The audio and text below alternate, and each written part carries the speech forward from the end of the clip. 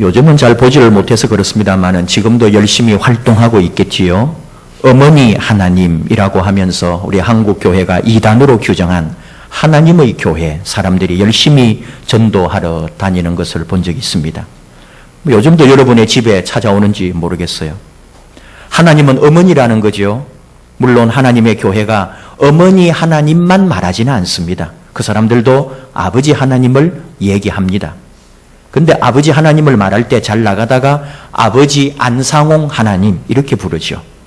그들의 안상홍 교회 이 안정회를 만든 안상홍 씨를 하나님으로 부르고 있어요. 근데 이 안상홍 씨가 죽은 후에는 지금 이제 어머니 하나님을 말하는데 어머니 장길자 하나님 이렇게 부르죠. 항상 하나님을 말할 때마다 어머니 장길자 하나님. 그건 이 안상홍 씨 부인 이름인데 저는 좀 지켜보려고 그래요. 이 장길자 씨가 죽고 나면은 그 다음에는 누구를 이름을 붙여서 하나님이라고 부를까 한번 지켜볼 일입니다. 아니면 또 그 사람들 나름대로 믿는 게 있겠죠. 이 어머니 장길자 하나님이 이 세상을 완전히 구원해가지고 자기들만 다 이루는 새 하늘과 새 땅을 기대하고 있는지도 모르죠. 그러면 우리는 어떻게 되죠 그때? 어쨌든 잘 지켜보다가 그 장길자 하나님께서 어떻게 하시는지 우리가 좀 주목을 해봐야 될 거예요. 이 하나님의 교회 사람들이 어머니라는 말이 들어간 성경 구절을 기가 막히게 가져와 가지고요. 말도 되지 않게 끼워 맞춰서 해석을 합니다. 조금이라도 신학을 해본 사람이라면은 너무너무 유치해서 눈물이 날 정도로 우스워요. 근데 생각이 있으면은 좀 그걸 보고 그냥 실소해야 되는데 이게 너무 맞다고 하면서 이게 맞는다고 하면서 진심으로 믿고 있는 사람들. 그래서 인터넷을 통해서 직접 열심히 포교하고 그 하나님의 교회를 전도하는 사람들이 있어요. 어머니 하나님, 우리가 사용할 수 없는 말은 아닙니다. 하나님의 이름을 부르는 데 있어 우리가 어떻게 고백하느냐의 문제죠. 오랫동안 유대교나 우리 그리스도교는 하나님을 아버지라고 불렀습니다. 어떻게 부르느냐에 따라서 우리의 인식이 달라집니다. 아버지라고 하는 순간 우리 안에 있는 아버지상이 그려지게 돼 있어요. 오랜 세월 남성 중심의 시대, 역사 가운데 언어조차도 남성 중심의 언어가 지배했습니다. 남자가 세계를 이끌었고 정치를 했고 가정의 주인이던 시대가 있었어요. 하나님은 가부장적인 우리 인류의 제도 하에서 자연스럽게 하나님 아버지라고 불렸습니다. 근데 어머니 하나님이라고 하는 개념을 생각한 것은 시대와 역사가 변화하고 그 시대의 조류에 따라 기인한 거죠. 남성 중심의 시대가 저물어가고 여권 신장과 더불어 여성 우대, 여성 중심의 시대로 바뀌어 갔습니다. 축이 여자에게로 넘어갔어요.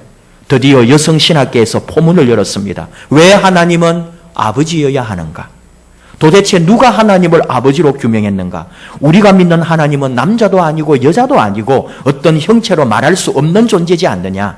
하나님을 아버지라 부른 것은 남성 우위의 잘못된 체제 속에 형성된 것이다. 이제부터 하나님을 어머니로 명명하겠다. 하늘에 계신 우리의 어머니 하나님. 이렇게 여성 신학계가 부르기 시작했어요. 어떤 분은 신학적으로 하나님 이름의 미래 이런 말을 사용하기도 합니다. 도대체 이 다음에는 하나님의 이름이 무엇이라고 불릴까? 저는 확신합니다. 적어도 우리나라에서는 말이죠. 아버지 하나님으로 하자, 어머니 하나님이 옳다 이렇게 싸우다가 합의를 볼 줄 알아요. 그게 뭔지 알아요? 어버이 하나님.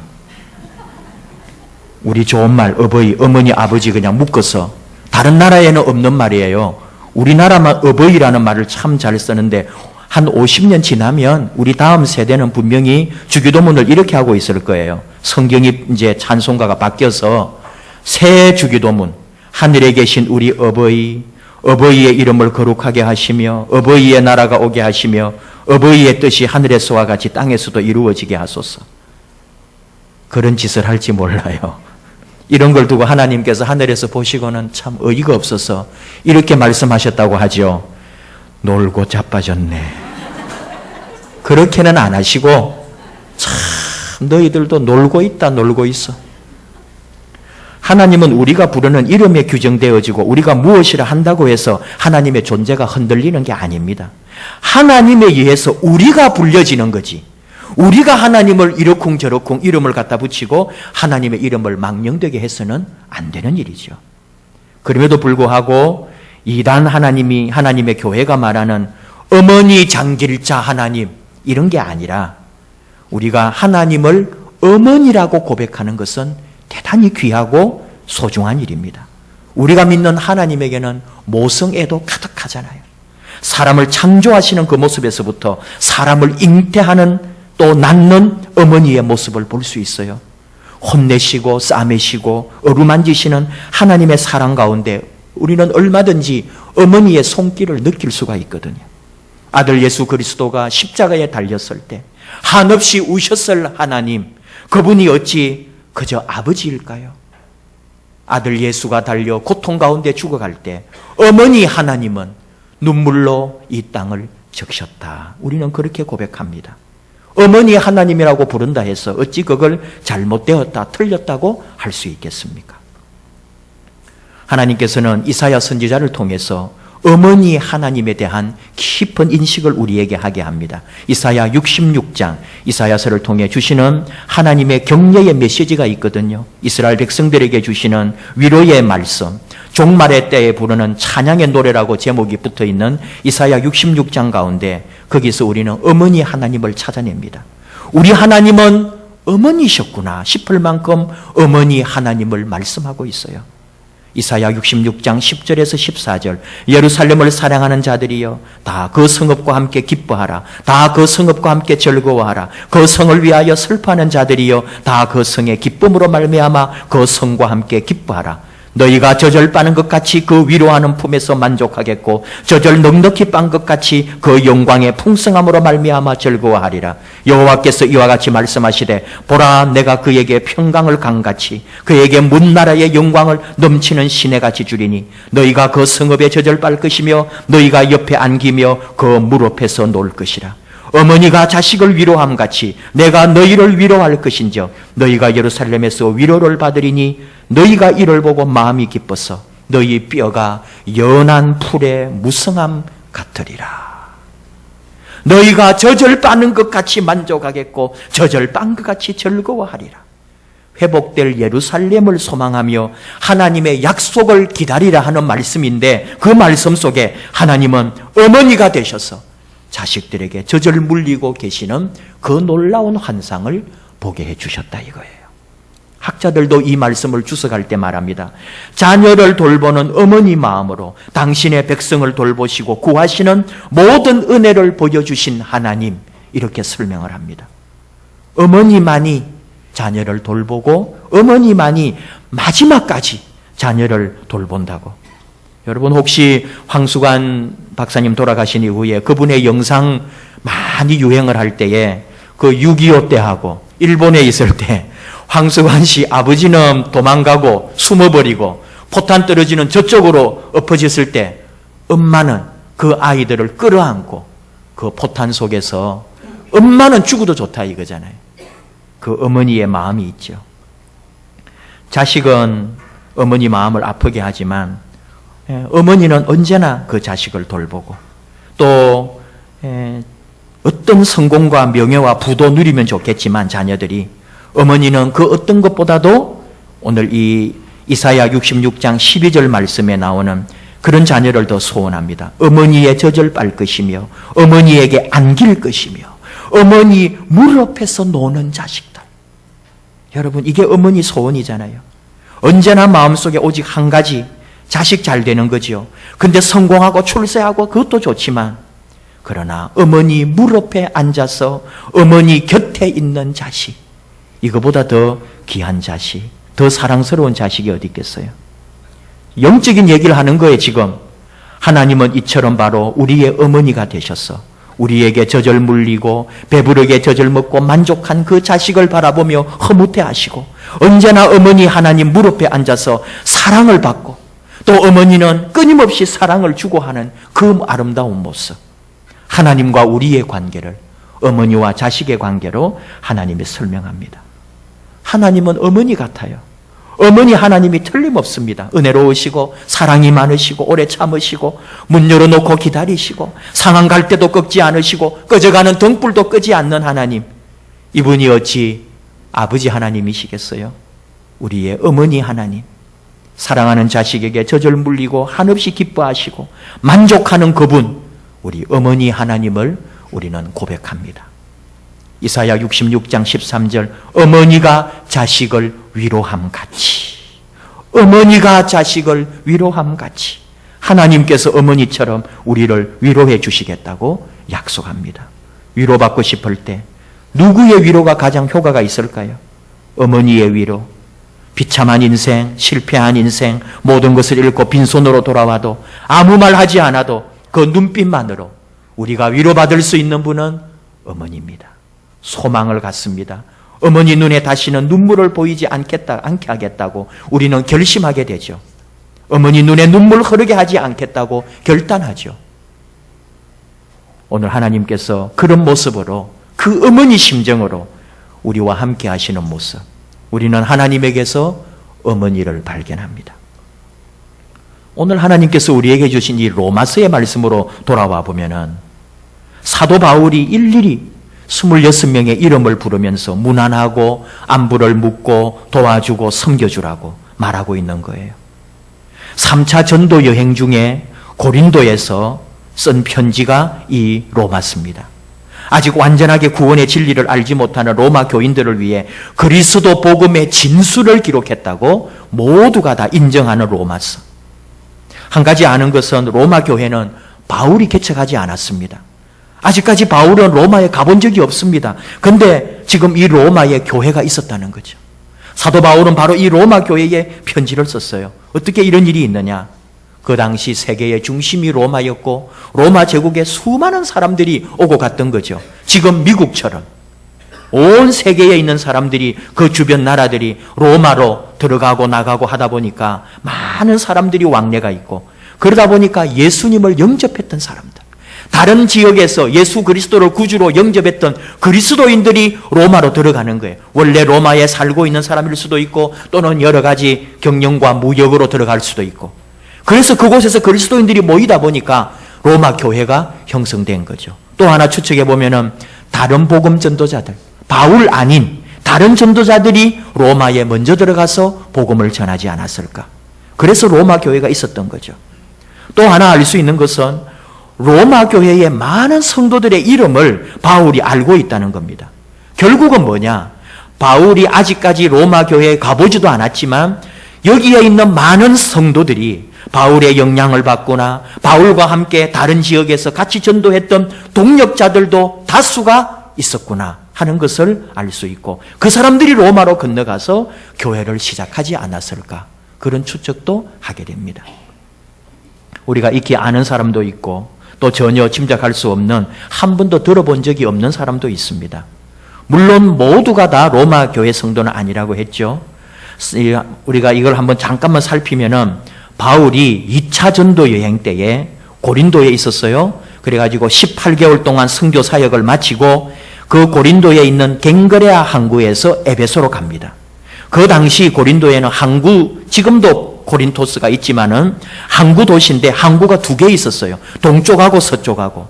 하나는 아시아로 가는 갱그레아 항구고 하나는 로마 쪽으로 가는 레카이온 항구였습니다. 근데 바울은 갱그레아에서 이 사도행전을 통해 우리가 배운 거죠. 머리를 깎고, 하나님께 서운한 게 있어가지고 머리를 깎았어요. 근데 간혹 어떤 이들은 이 뒤에 나오는 베베가 바울의 머리를 깎아주지 않았는가 이렇게 보는데, 그 갱그레아에서 머리를 깎고 브리스길라와 아굴라와 함께 로마가 아닌 다른 쪽, 아시아, 에베소 쪽으로 바울은 갔단 말이에요. 근데 나중에 3차 전도여행, 이 로마서를 쓸 때 다시 이 고린도에 돌아옵니다. 여기서 로마서를 썼다 이거예요. 이 로마서가 뭐예요? 지금은 우리가 성경으로 보지만은 그때는 길게 쓴 편지란 말이에요. 이 편지를 그 갱그레아 교회의 충성스러운 여자 집사님 베베를 통해서 로마에 가져가게 한 게 바로 이 로마서 편지입니다. 그래서 로마서가 된 거죠.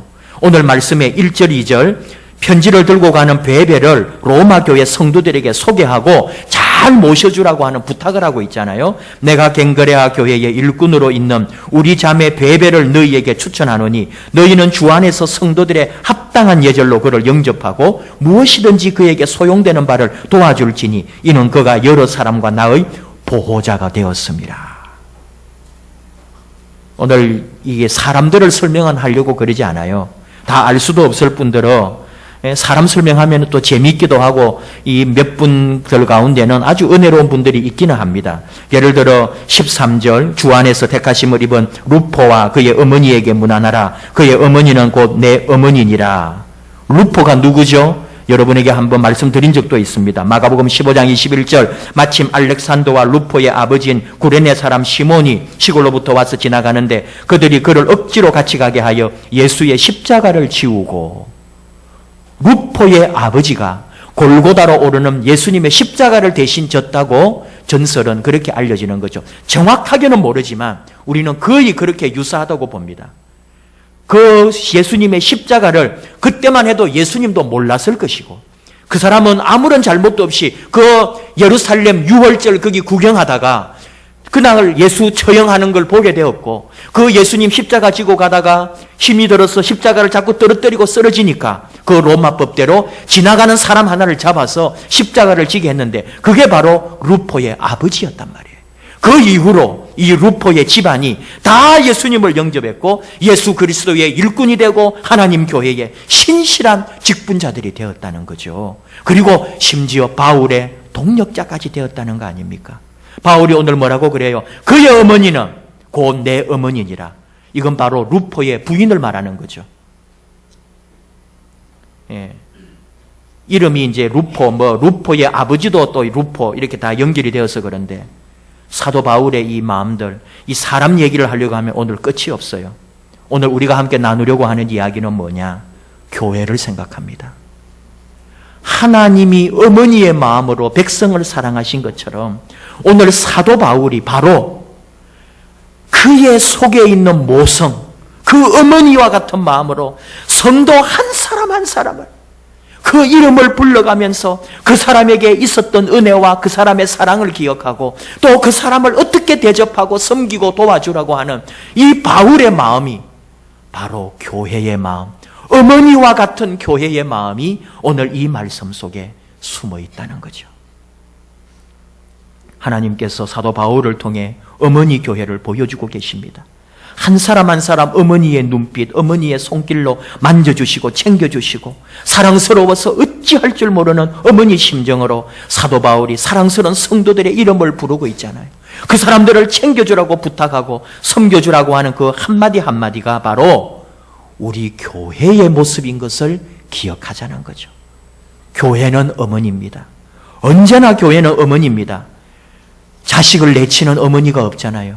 교회는 절대로 사람을 내치면 안 되고 교회는 어머니로 어느 누구든지 품어주는 교회여야 합니다. 어느 분은 교회의 어머니됨에 대하여 이렇게 설명했습니다. 자녀를 생산한다는 의미에서 교회는 어머니라는 거예요. 고린도전서 4장 15절 그리스도 안에서 1만 스승이 있으되 아비는 많지 아니하니 그리스도 예수 안에서 복음으로서 내가 너희를 낳았습니다. 복음으로서 너희를 낳았다. 교회는 끊임없이 전도하고 복음을 전하여 새로운 하나님의 사람을 낳는 곳이잖아요. 그런 의미에서 교회는 하나님의 자녀를 낳고 배출하는 곳입니다. 또 자녀를 양육한다는 의미에서 교회는 어머니랍니다.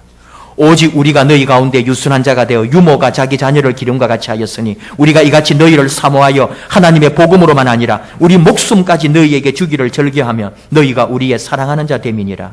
데살로니가전서 2장 7절에서 8절. 사도 바울이 데살로니가 교회의 그 복음 전도자로서 뿐만 아니라 자기 목숨까지도 주어서 너희들을 사랑하고 섬긴다고. 그 바울의 마음, 이게 바로 교회의 마음이라는 거죠. 복음으로 낳은 것만이 아니라 그리고 젖을 먹이고 자라나도록 부모 노릇을 해야 한다는 거죠. 장성한 분량에까지 이르도록 돌보는 것이 어머니 교회의 모습이다. 또 자녀를 보호한다는 의미에서도 교회는 어머니라고 합니다. 마치 어머니가 자식을 살리려고 하는 것이 본능인 것처럼 교회는 믿음의 자녀들을 끝까지 보호하고 지키고 그 자녀들을, 성도들을 보호해주는 교회, 끝까지 책임지는 교회. 이분이 아주 그 교회의 어머니됨에 대하여 나름대로 참 잘 가르쳐 주셨어요.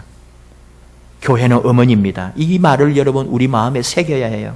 그래서 교회는 어머니의 눈물이 있고 정성이 있고 헌신이 있고 기도가 있습니다.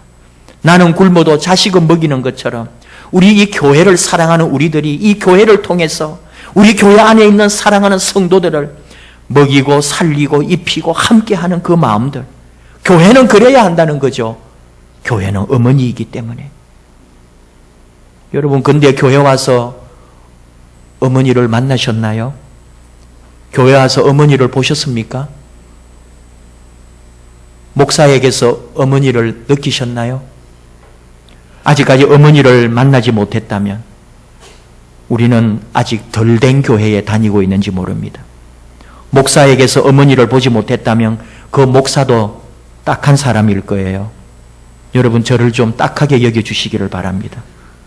어머니가 되지 않으면 저나 여러분 이 교회의 직분자요 일꾼으로 하나님의 사람으로 참 많이 반성해야 될 일입니다. 목사만 책임일까요?